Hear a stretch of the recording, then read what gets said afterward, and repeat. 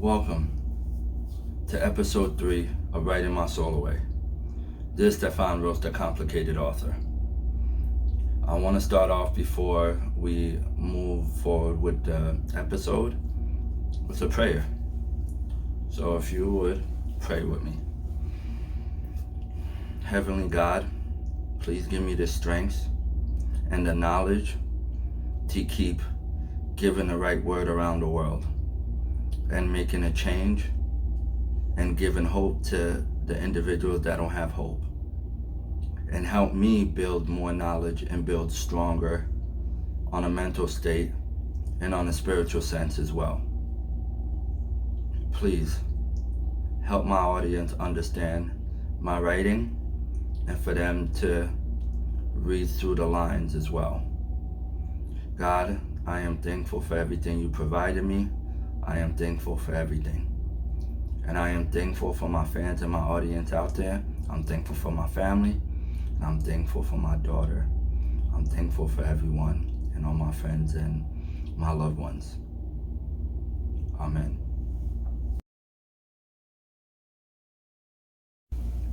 Welcome to episode 3 of Writing My Soul Away.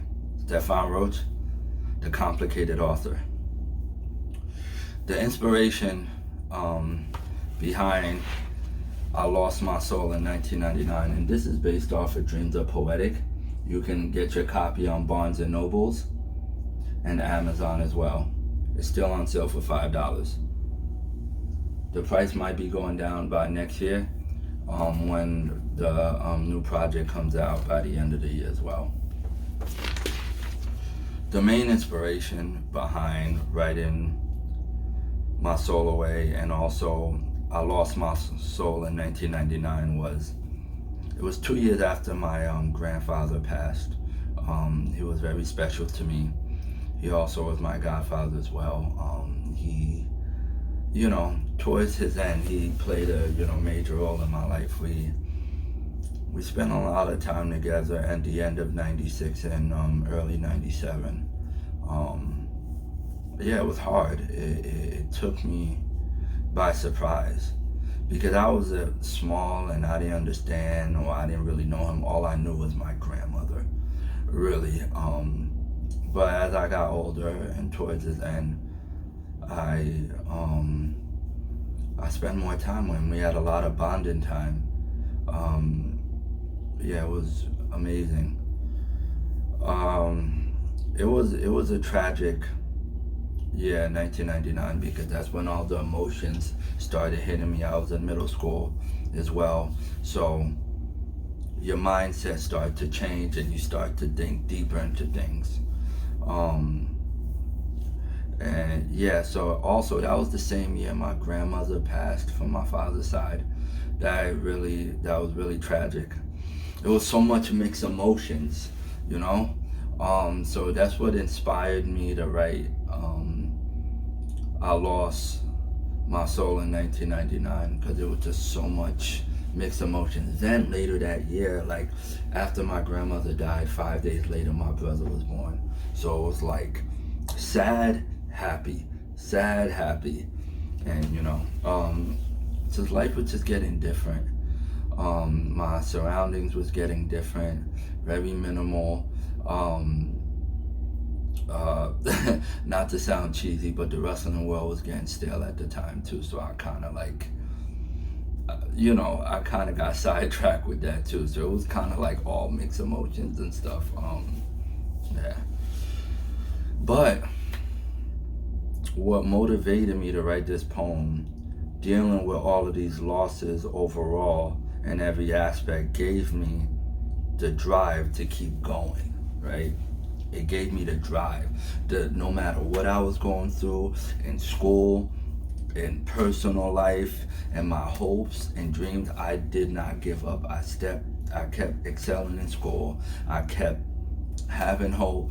I kept pushing and pushing and pushing. As I was young, life was supposed to be easy and, I had no responsibilities. You would expect, somebody, oh, what are you complaining about? Life is good. Life is this. At the end of the day, things happen, especially a child going into the teenage years, you start to develop different mental states. Yeah, losing my soul in 1999 gave me the willpower to want to progress in a higher function in life. It didn't stop me from seeking better happiness, love, and truth in life. Losing my soul in 1999 motivated me to understand and appreciate people before leaving this earth. Again, one day you're here, the next day you're gone. Always remember that. One day you're here, and the next day you're gone. It's just the way it is. So around that time, I started to appreciate people. I started getting closer to family, started getting closer to friends, and appreciating and valuing friendship a lot. And, relationships with family a lot. Because, again, losing my grandmother in 99 and losing my grandfather in 97, people would be like, oh, it's your grandparents, but, I was close with them. So everybody has a deep relationship with certain people, especially in their family. So that's definitely something that was very important to me. But those are the main inspirations. Like, what inspired me is, again, just feeling the wrath of the death of my grandfather, and also feeling the wrath of the death of my grandmother as well. The motivation, there's also more motivation, is like, my family kept me pushing. Like my mother would, give me guidance and, tell me do not give up. Because around that time I was having a lot of hard time in school.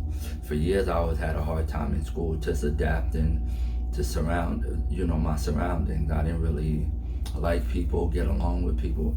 So dealing with those emotions as a whole is what really put me in the worst position mentally. It put me in the worst position mentally. So I definitely want to thank, my mother and my father for, mentally, consoling me at the time. It was definitely, but again, it was bitter, but then sweet, because my brother was born. I didn't expect to have a younger brother at the time, So when I say I lost my soul in 1999, I'm saying that not to say that I sold myself or sold out. No, I'm young. I'm 99, I was, 11 or 12. I'm young, 11 going into 12. But what I'm saying, I lost my soul, is like the childhood stage of my life was coming to an end. So the teenage adolescent stage is approaching. So my mental state was like all over the place, very indecisive, very agitated quickly. Didn't want to be bothered with people, isolate myself more. I didn't really, care for, anything, so, and so that's pretty much the motivation and inspiration behind writing I Lost My Soul in 1999. However, also another meaning behind I Lost My Soul in 1999 was being able to fully critically think about how my life is going to pan out as well. So I accepted the fact, like, here, the playtime's over. Life, as you get older, life is getting deeper and deeper and deeper and deeper and more serious. So that's how it all came about.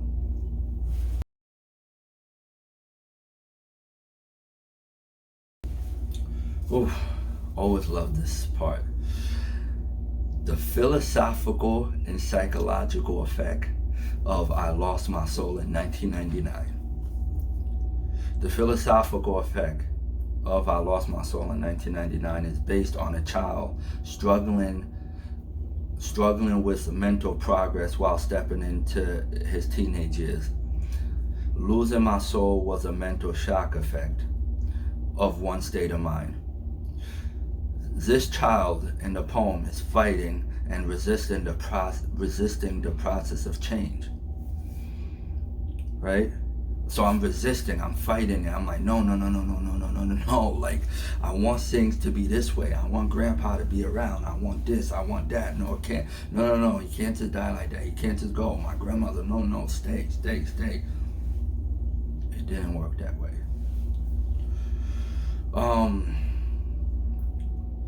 He was also, raging, not wanting to leave his daily routine. What I was just saying, to realize that life truly goes on.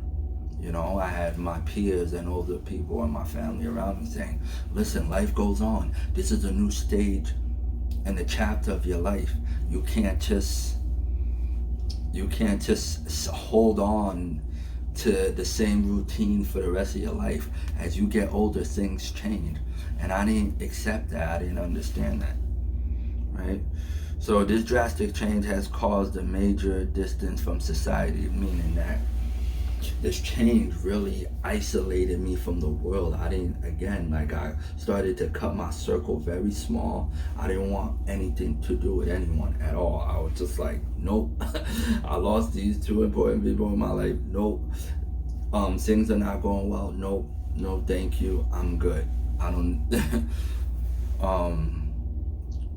So, especially enduring the pressure, being a big brother for the first time in life as well. Mentally was a time of seriousness, and screaming for Yahweh, the Most High, screaming for His, and through prayer, just asking Him like, where do I go from here?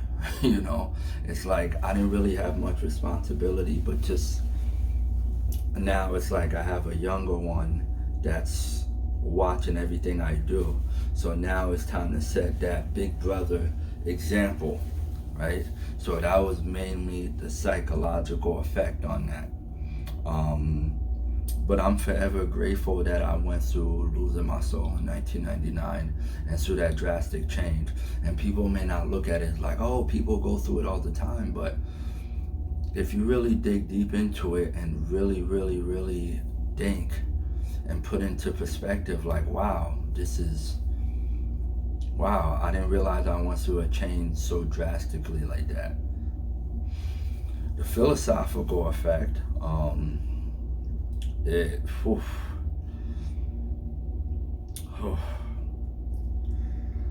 losing and finding your soul is a way of life, right?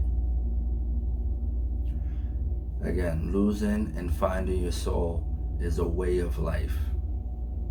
It's just the way it is. You lose it and you find it again. You lose it and you find it again. Especially when it comes to the consciousness level of your life. I repeat, especially when it comes to consciousness level of your life. As human beings, we all have a physical aspect that we have to maintain daily. Like our body and everything, keep up on our health and everything, and keep up on our hygiene, and on a physical earth world, like work or do our work so we could finish school, or work so we could get pay for things. That's just a physical earthly thing, right? But what about our spiritual aspect?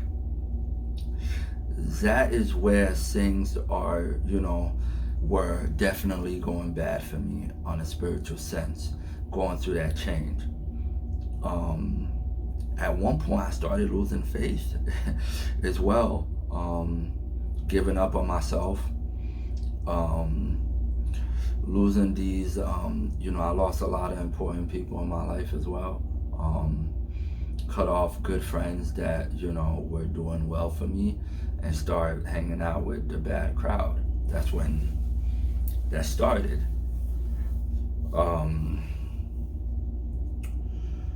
But after a while, I started to realize that, it's time to get up.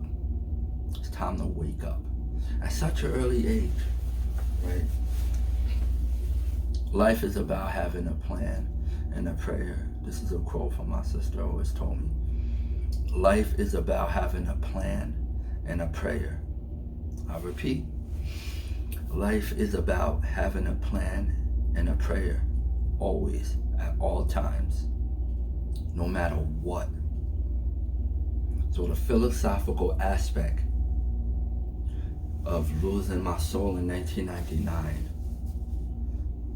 overall, losing your normal aspect of life and your thought process of life, what you're used to, and stepping into another stage and learning to accept it and learning to endure it. But, however, each step as you get older, the best thing is for us to have a plan and a prayer, right? That's the only way that you're going to be able to persevere in life, is to have a plan and a prayer. Always remember. Always remember. And I'm going to leave you guys with one thing as well. Love yourself. Believe in yourself. And understand yourself. Love yourself. Believe in yourself. And understand yourself. Loving yourself is building a certain level of confidence, not arrogance. Building a certain level of confidence, of understanding who you are and loving who you are, right? So that goes hand in hand with the understanding part, but we'll get to that. But loving yourself is important, because people always told me, you can't love yourself, you can't love nobody else. Again, if you can't love yourself, you can't love nobody else at all. Not even your own children, not even your own parents, not even your wife, not even your family, uncles, not even your friends. You have to love yourself. Be yourself. Be yourself. Be your own leader. Right? It's always important to be your own leader. Okay, you take advice from this person. But the main key in life is to be an internal king. Don't let nobody snatch your soul out of you. Don't let nobody snatch your soul out of you. Fight to be an internal king. An eternal king. Because follow the true word. We all have eternal life, right? Also, understand yourself. Understanding who you are. Study yourself. We study other people in history. Study yourself. Study yourself. Other people in history is important, but how important are you? Study your mindset. Study your state of mind. Study where you come from. Mentally, spiritually. We know where we come from physically, but study yourself mentally and spiritually. The mind is important. The mind's dangerous, but the mind also can be a lovely thing if you understand. So you have to learn to understand thyself. I'm a work in progress. Every day I'm studying myself, my thought process, how my brain works.